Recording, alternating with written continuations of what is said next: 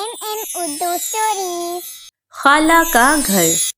शबीर और उर्वा की खाला इन्हें कई मर्तबा कह चुकी थी कि वो दोनों जुड़वा बहन भाई उनके घर आकर उनके पास भी रहा करें, लेकिन हर मर्तबा ही वो कोई ना कोई बहाना बना देते।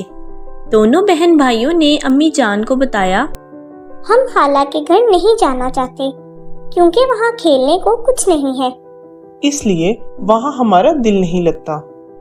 अम्मी हंस कर बोली, बेटा वो इतना कहती हैं तो एक रात के लिए चले जाओ।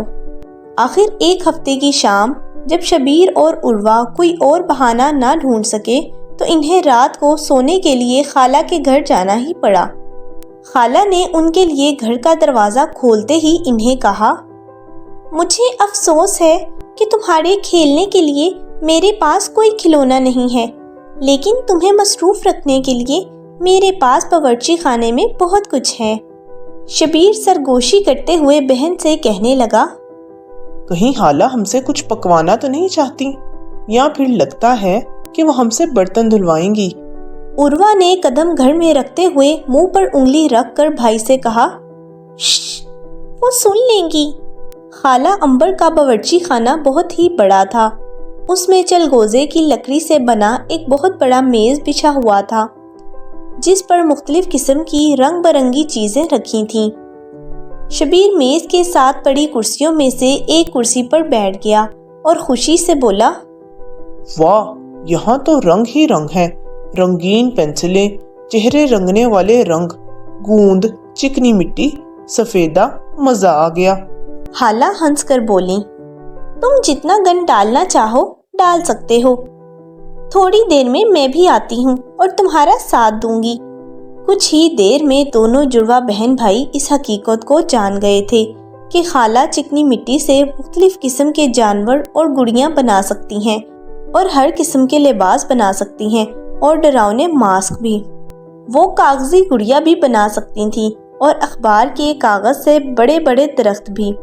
इन्हें खेलते हुए वक्त गुजरने का एहसास ही नहीं हुआ और जल्दी ही सोने का वक्त हो गया। खाला ने खाना बना लिया था। वो बोली, सफाई करने की जरूरत नहीं बेटा, मैं कल खुद ही कर लूंगी। अगली सुबह इन्हें नाश्ता दरख्त पर बने घर में मिला, जो खाला ने कई दिन पहले इनके लिए बनवा रखा था। खाला ने इन्हें सिखाया कि घर में मज़ेदार पिज़्ज़ा कैसे बनाते हैं, मिल्क शेक कैसे बनाते हैं और चॉकलेट बिस्किट को बनाने का क्या तरीका है। दोनों जुड़वा बहन भाई खाला के घर एक रात रहने के लिए गए थे, मगर पूरा हफ्ता सुकून से रहे क्योंकि वहाँ उनकी दिलचस्पी का बहुत सा सामान था।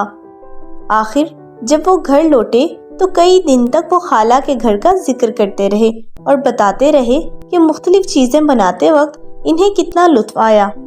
उनकी अम्मी मुस्कुराहट को दबाते हुए बोली, बेटा मुझे मालूम है कि वो मेरी जुड़वा बहन है। हम भी जब इकट्ठे खेलते थे तो हमें भी तुम्हारी तरह ही मज़ा आया करता था। उम्मीद है अगर अब आपका कोई बड़ा आपको चाहत से अपने घर पर बुलाएगा तो आप कोई बहाना नहीं बना। Subscribe for more videos.